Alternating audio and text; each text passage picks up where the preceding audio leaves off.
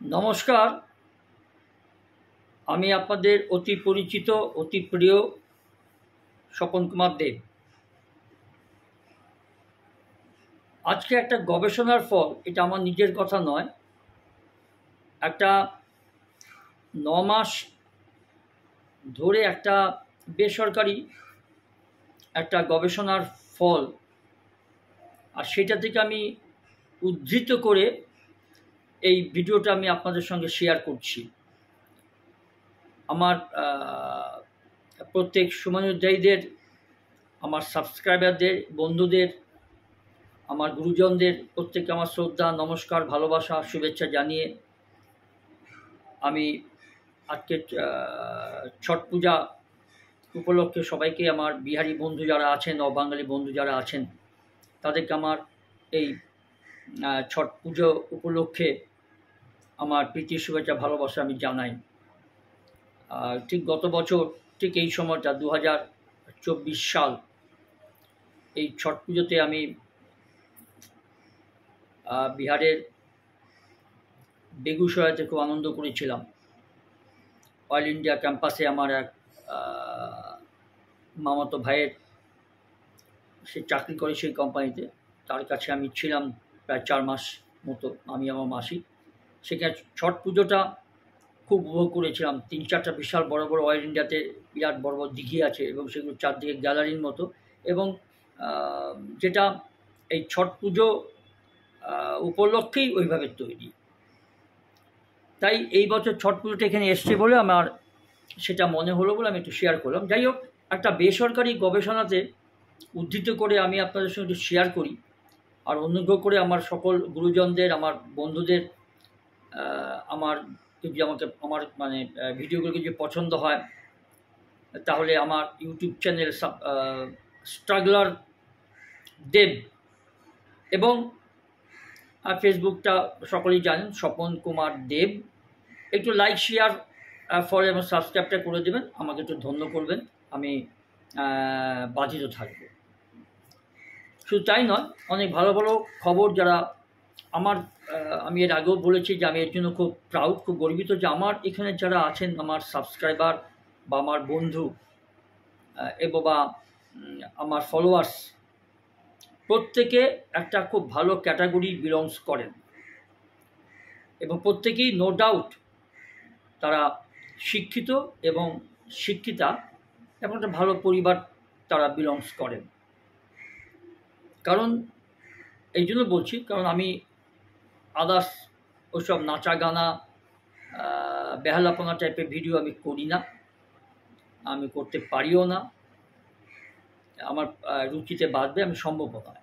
যাও, this is my the personal opinion.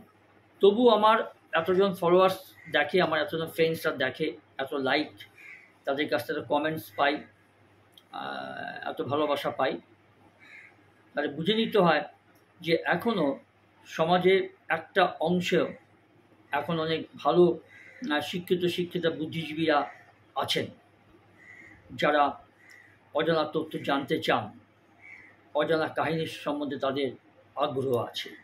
এই জন্য আমি তাদের কাছে খুব বাধিত এবং কৃতজ্ঞ।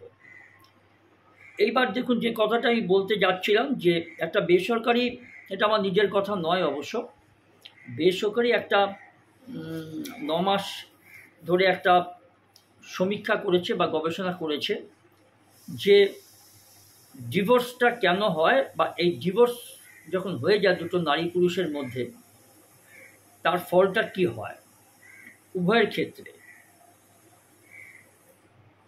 9 মাস ধরে গবেষণা করার পর অবশেষে জানা গেল ডিভোর্স কেন বৃদ্ধি পাচ্ছে, তার কারণটা।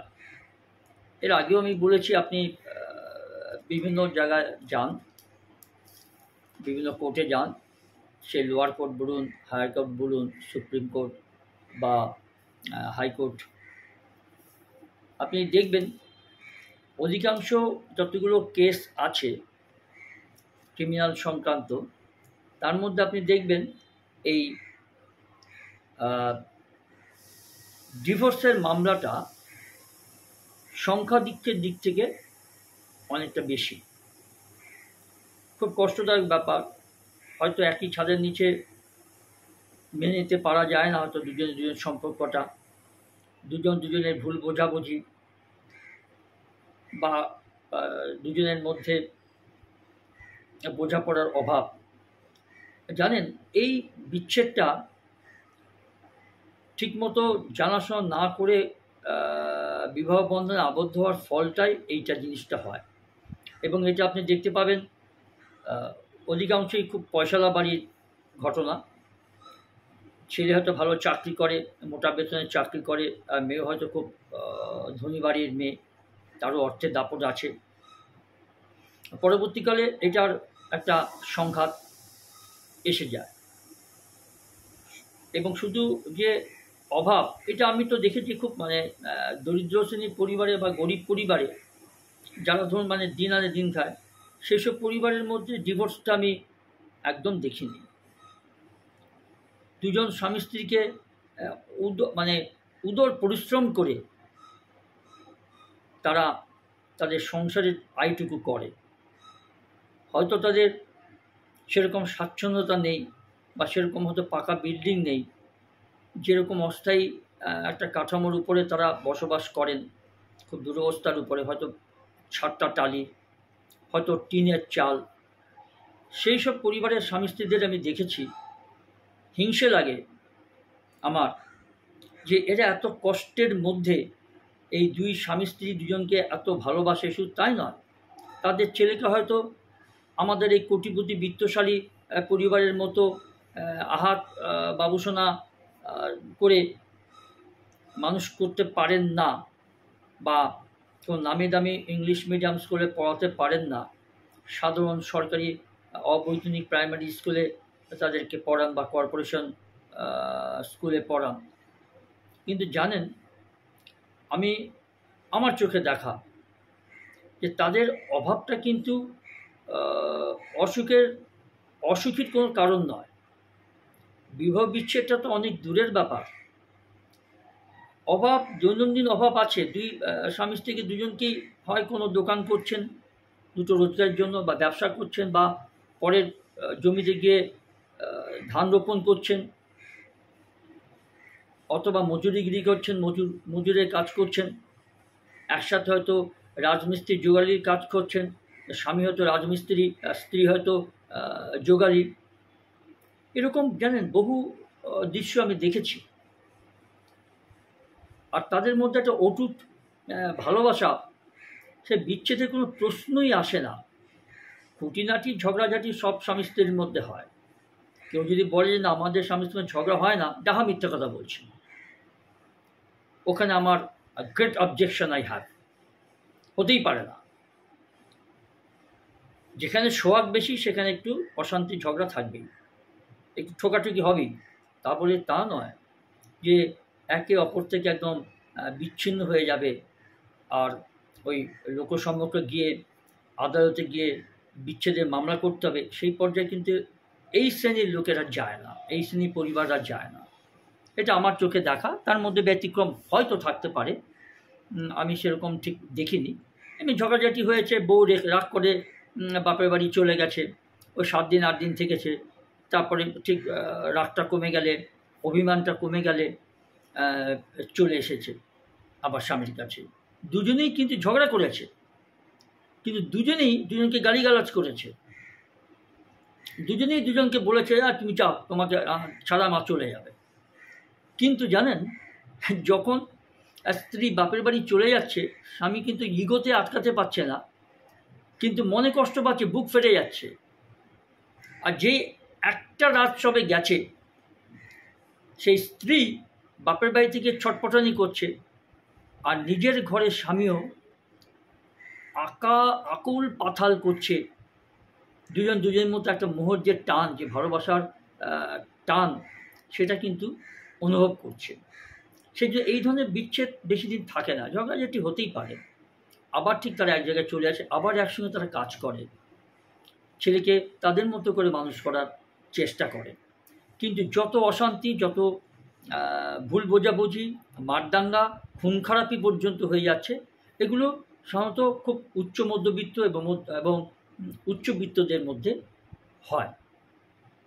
দেখুন, এটা হয়তো আমি অনেক সময় এটা ভুল হতে পারি আমি, কিন্তু this is my real observation.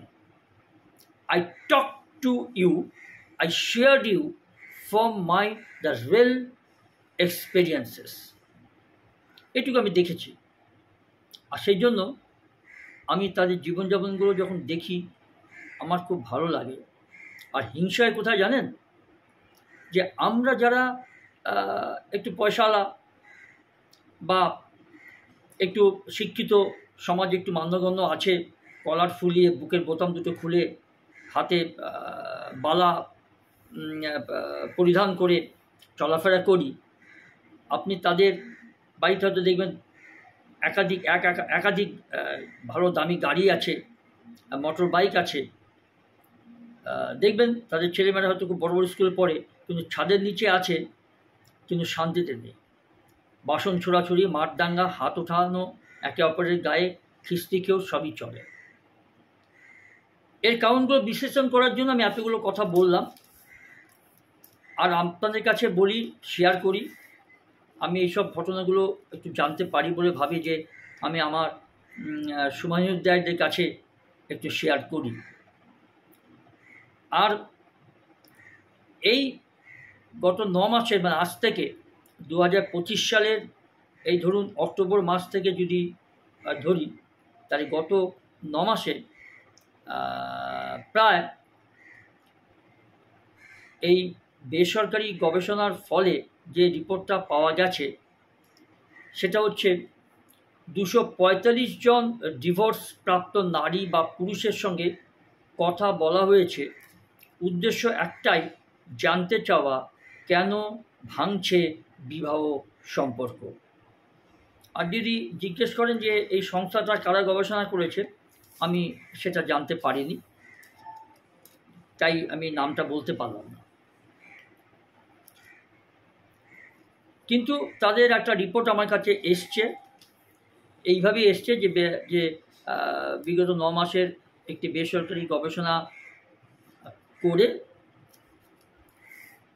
দুটো স্বামী স্ত্রীর মধ্যে ডিভোর্সটা কেন হয়েছে বা একটা উত্তরোত্তর বৃদ্ধি পাচ্ছে কেন, এবং কোর্টে সাধারণ মামলা থেকে আদার্স মামলা কেস থেকে এটা সংখ্যাধিক্য কেন, সেই বিষয়ে একটা পরিসংখ্যান আমি পেয়েছি বলে এটা আমি আপনাদের সঙ্গে একটু শেয়ার করছি। গবেষণার ফলাফল, 72%, 72% ডিভোর্স হয়েছে ভুল বোঝাবুঝি, অহংকার এবং একে অপরকে সম্মান না করার কারণে। আর 18%, মানে 18% ডিভোর্স ঘটেছে মূল কারণ পরকীয়া সম্পর্ক বা প্রেম। 10%, মানে 10% ডিভোর্সের মূল কারণ স্ত্রীর অতিরিক্ত বিলাসিতা ও অবাস্তব চাহিদার কারণে। আশ্চর্যের বিষয় হলো 78% ডিভোর্সের কারণ, মানে 78% ডিভোর্সের কারণ নারী এবং 22% ক্ষেত্রে দায়ী পুরুষ জাতি। ডিভোর্সের পর অনুশোচনা, সেটাও হয়। 92%, মানে 92% নারী ও পুরুষই ডিভোর্সের পর অনুতপ্ত হন। তাদের মুখে একটাই কথা, যে সিদ্ধান্তটা ভুল ছিল, যদি আরেকটু ধৈর্য ধরতাম। আর বাকি 8%, মানে 8%, তারা ডিভোর্সটাকে মোটামুটি চাপে পড়ে হোক বা কালের আবর্তনে হোক, পরিস্থিতি বিপাকে হোক, তারা সঠিক বলে মেনে নিয়েছেন। সেখানে বাধ্যবাধকতা কাজ করেছে, তাছাড়া উপায় ছিল না। আর ডিভোর্সের পর নারীদের অবস্থাটা কি হয়? 89% মানে 89% তালাকপ্রাপ্ত নারী আর দ্বিতীয়বার বিয়ে করতে পারছেন না। আর 4% মানে 4%, যেটা বললাম আমি আগে 89 মানে 89%, আর পরে যেটা বলছি 4% মানে 4% নারী নিজের ইচ্ছে বিয়েটা এড়িয়ে চলছেন বা এড়িয়ে যাচ্ছেন।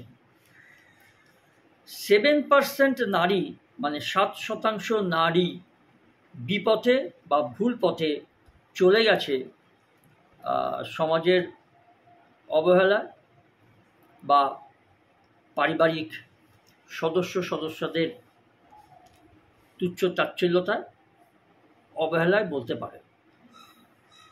এরপর আসি পুরুষদের অবস্থা।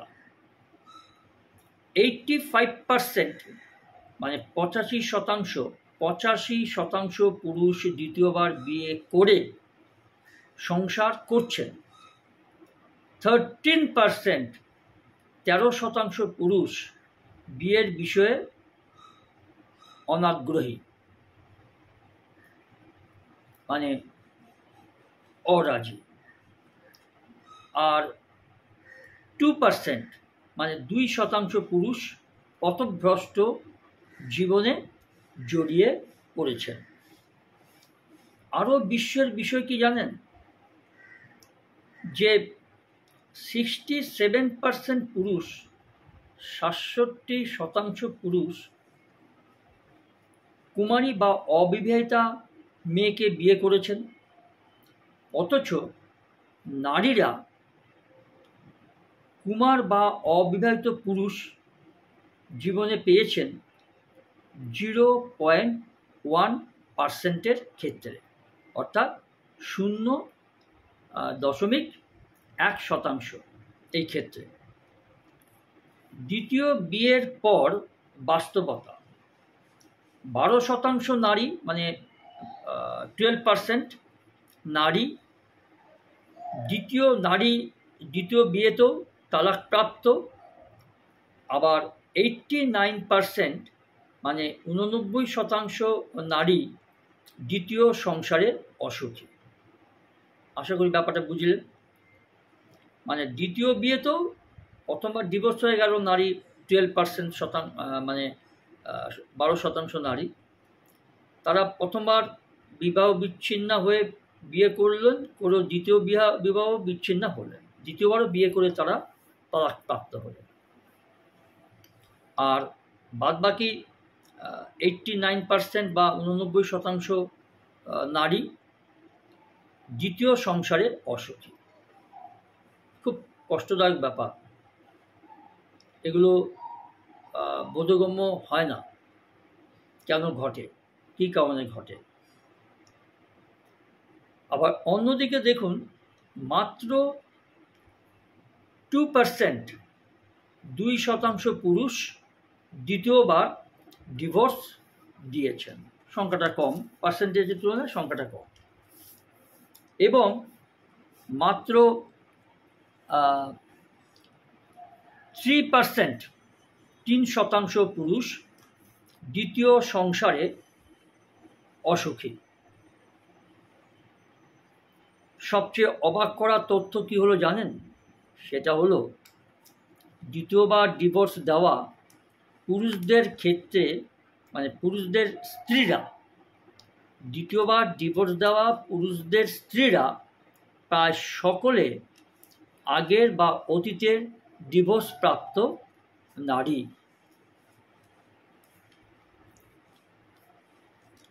আর কিন্তু যারা বিধবা নারীকে বিয়ে করেছেন, যে সকল পুরুষরা, তাদের প্রায় 93%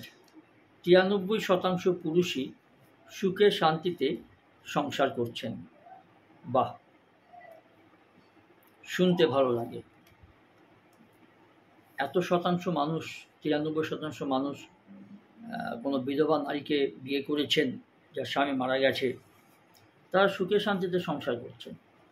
তার মানে তারা সব দিক দিয়ে অ্যাডজাস্ট করে ফেলেছেন। এটা বা কম কিসের? আর যেটা শেষ কথা বলবো, সেই শেষ কথাটা হচ্ছে, ডিভোর্সের শুধু জানেন যে দুটো নারী বা পুরুষের জীবনের বিচ্ছেদ নয়, এটা ভেঙে দেয় একটি পরিবারের শান্তি, সুখ, স্বাচ্ছন্দ্য, এক বা একাধিক সন্তানদের ভবিষ্যৎ আর সামাজিক ভারসাম্য। এই বিচ্ছেদের আঘাতের ক্ষতটা সারা জীবন প্রায় সকল নারী পুরুষকেই হৃদয় এবং মনে বয়ে নিয়ে যেতে হয়। কখনো কখনো খুব তিক্ততা ছাড়া সেই সকল পার্সেন্টেজ খুব কম। যে সকল পার্সেন্টেজের মধ্যে আমি ভুল বোঝাবুঝির কথা বলেছিলাম, ইগোর ব্যাপার বলেছিলাম, বা অতিরিক্ত চাহিদা, নারী বলুন পুরুষের বলুন, নারীর চাহিদা অন্যরকম হতে পারে। আমাকে গাড়ি দিতে হবে, আমাকে বাড়ি দিতে হবে, আমাকে সুখ স্বাচ্ছন্দ্যের মধ্যে থাকতে হবে, আলাদা হয়ে আলাদা জায়গায় গিয়ে ফ্ল্যাট কিনতে হবে, স্বামীর সে সামর্থ্য থাকুক বা না থাকুক। আর স্বামীর ক্ষেত্রে যেটা হয় যে তুমি সংসারে ঠিকমতো কাজটা করো, তুমি তোমার কর্তব্যটুকু করো, আমার বাবা মার সেবা করো, সেখানে যদি কোনো খামতি থাকে। এই কারণের জন্য জানেন যে ডিভোর্সগুলো হয়ে যায়, এই ডিভোর্সগুলো, এই ক্ষতটা হয়তো তারা কেউ, আমি ধরে নিলাম দুটো নারী পুরুষ বিবাহ বিচ্ছিন্না বা ডিভোর্স হয়ে গেছে, তারা আবার হয়তো দ্বিতীয় বিয়ে করেছেন। প্রথম বিয়ের হয়তো তারা জানি না তাদের দ্বিতীয় পক্ষের স্বামীর সঙ্গে বা স্ত্রীদের সঙ্গে শেয়ার করেন কি না, কিন্তু এইটুকু আমি জানি বা আমি বলতে পারি যে এই প্রথম অরিজিনাল যে বিয়েটা হয় তার প্রায় 99%, 1%-এর কথা ছেড়ে দিন, 99% কিন্তু কখনো কখনো হলেও মনেটা পড়ে, ক্ষতটা বয়ে চলতে হয়। যদি কখনো দ্বিতীয় বিবাহের ক্ষেত্রে যদি কখনো দেখেন স্বামীর ক্ষেত্রে বা স্ত্রীর ক্ষেত্রে কোনো জিনিস একটা খারাপ, রান্না খারাপ বা ব্যবহার খারাপ বা কোনো কিছু সাংসারিক কাজকর্মে, তখন মনে পড়ে না আমার তো প্রথম পক্ষে, মনে মনে হয়তো উনি শেয়ার করবেন না, মনে মনে স্বামী হয়তো রিকল করবেন যে আমার স্ত্রী কিন্তু এগুলো ভালো করতেন। আবার স্ত্রীর ক্ষেত্রে তিনিও ঠিক ওই উল্টোটাই মনে করতেন যে আমার স্বামী কিন্তু এই ধরনের কাজগুলো করতেন না, তিনি তো ভালোই ছিলেন। এগুলো আমি বলছি দ্বিতীয়বার বিয়ে করার পর হতে পারে, কিন্তু একবার যখন তীর তুন থেকে বেরিয়ে যায় না, একবার যেন মুখ থেকে যখন বেফাস আপত্তিকর শব্দ বেরিয়ে যায়, ওই বেরিয়ে যাওয়ার শব্দগুলো বা তীরটা আপনি কিন্তু আর ফেরত আনতে পারবেন না। যা সর্বনাশ হওয়ার, যা বাজে প্রভাব পড়ে যাবে। হয়তো তারপরে আপনি হয়তো ক্ষমা চাইবেন, সরি বলবেন, দুঃখ প্রকাশ করবেন, বাট প্রভাবটা কিন্তু থেকে যাবে। আশা করি বোঝাতে পারলাম। ভালো থাকবেন, আছে এইটুকু, সুস্থ থাকবেন। আমি কামনা করি সবাই সুখে শান্তিতে থাকুন। এই কামনা করে আমি আজকে লাইভটা শেষ করছি। আবার আপনার সঙ্গে দেখা হবে। নমস্কার।